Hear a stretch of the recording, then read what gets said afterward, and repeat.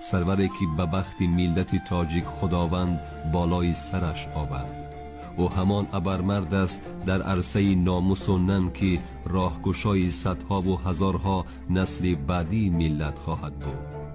او همان سیرت و صورت زیباست که خداوند با صد لطف و مرحمت عطایش نموده است. او همان غرور است که یگان دشمنی حقیر شکستن نتوانست. او همان مرد است که میتوان نماد جوانمردیش نامید. او همان قاصد است که مردم را با صلح آشتی و با جنگ قهری گردانید.